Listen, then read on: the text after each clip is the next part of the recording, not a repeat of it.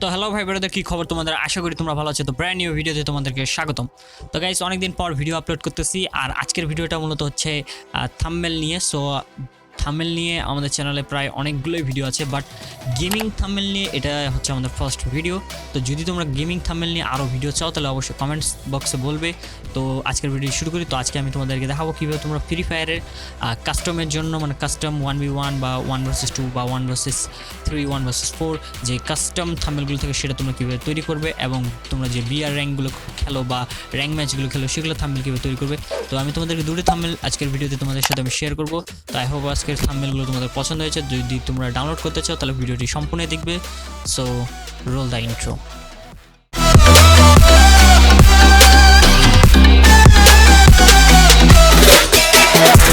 তো ভাই ব্রাদার, এখন আমি তোমাদেরকে দেখাবো যে কীভাবে তোমরা PLP ফাইলটি ডাউনলোড করবে, মানে প্রজেক্ট ফাইলটি কীভাবে ডাউনলোড করবে।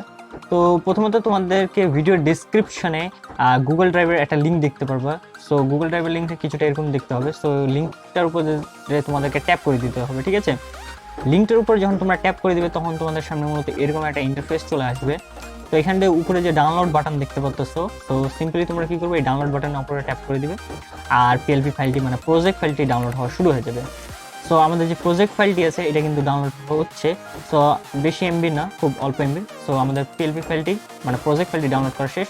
তো এখন আমরা কি করব, ZArchiver যে অ্যাপ্লিকেশনটি আছে এটার উপর ট্যাপ করব, আমাদের ডাউনলোডকৃত ফাইলটির উপর ট্যাপ করব।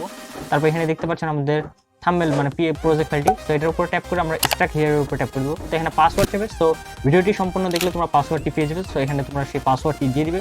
তো এখানে আমি পাসওয়ার্ডটি দিয়ে দিচ্ছি।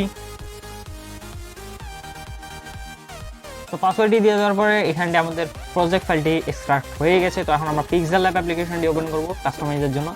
তো প্রজেক্ট ফাইলটি এখানটি নিয়ে আসার জন্য তোমরা কি করবে, 3 ডটের উপর ট্যাপ করবে, ঠিক আছে? 3 ডটের উপর ট্যাপ করে ওপেন .plp ফাইলের উপর ট্যাপ করবে। .plp ফাইলের উপর ট্যাপ করে এখানে তোমরা প্রজেক্ট ফাইলটি দেখতে পারবে। সো এখান থেকে আমি যে কোনো একটা ওপেন করে নিচ্ছি। সো এখানে ওপেন অ্যান্ড অ্যাডের উপর ট্যাপ করে দিবে, তাহলে প্রজেক্ট ফাইলটি মূলত এখানে অ্যাড হয়ে যাবে।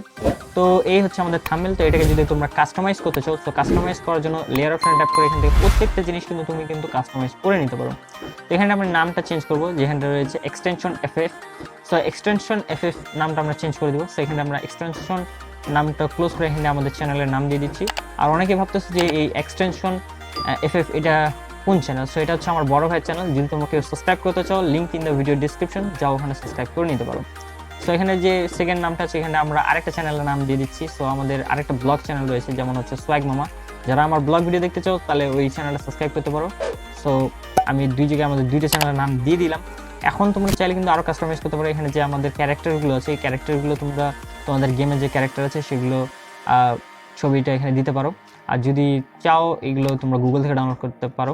তো এখন সেভ করার জন্য সেভের উপর ট্যাপ করে save as a image, custom থেকে তোমরা কী করবো, আল্ট্রা সিলেক্ট করে জাস্ট সেভ করে নিবা, ঠিক আছে? তো এখন আমি তোমাদেরকে সেকেন্ড যে থাম্বনেলটা আছে সেটা তোমাদেরকে অ্যাড করে দেখাবো। সো এটার অ্যাড করার জন্য তোমাদের কী করতে হবে, 3 ডটের উপর ট্যাপ করতে হবে। সো 3 ডটের উপর ট্যাপ করে তোমাদেরকে সেম ওপেন অ্যান্ড PLP ফাইলের উপর ট্যাপ করে .plp ফাইলের উপর ট্যাপ করে তারপরে সেম থাম্বনেলটি তোমাদেরকে সিলেক্ট করে নিতে হবে। সো এখানটাও ওপেন অ্যান্ড অ্যাডের উপর ট্যাপ করে দিব, দ্যাটস ইট। তো এখানটাও চলে এসেছে আমাদের থাম্বনেলটি। এখান থেকেও তোমরা কিন্তু লেয়ার অপশন থেকে কিন্তু প্রত্যেকটা জিনিসই কিন্তু কাস্টমাইজ করতে পারো। সো এখানটা আমি বিআর র্যাঙ্কের জায়গায় আমরা দিয়ে দেবো CS র্যাঙ্ক, ঠিক আছে? সো এখান থেকে আমি বিআর র্যাঙ্কটা ক্লোজ করে এখানে আমি দিয়ে দিচ্ছি CS র্যাঙ্ক, ওকে? দিয়ে দেওয়ার পর এখানে করে দেবো ওকে। আর এখানে যে 25টা কিল আছে বা 25 কিল, ওটাকে আমরা করে দেবো 15 কিল, মানে 15 কিল করে দেবো। তো এখানটা আমরা এটাকে ক্লোজ করে এখানে দিয়ে দিচ্ছি 15 কিল, ওকে? তো অনেকে আবার ভাবতে পারো যে এই যে আমি ব্যাকগ্রাউন্ডের যে পিকচারটা ইউজ করেছি এটা তোমরা কই পাবে। তো তোমরা যে গেম প্লেটা খেলো সেই গেম প্লের একটা স্ক্রিনশট নিয়ে তোমরা এটা বানাতে পারো। তো আই হোপ তোমরা বুঝে গেছো এটা কীভাবে বানাতে হয়। চাইলে এখন মানে তোমরা যদি থাম্বনেলটা সেভ করতে চাও তাহলে সেভের উপর ট্যাপ করে সেভ অ্যাজ এ ইমেজের উপর ট্যাপ করে আল্ট্রা সিলেক্ট করে দেবে, অ্যান্ড দ্যাটস ইট, তোমাদের থাম্বনেলটি সেভ হয়ে যাবে।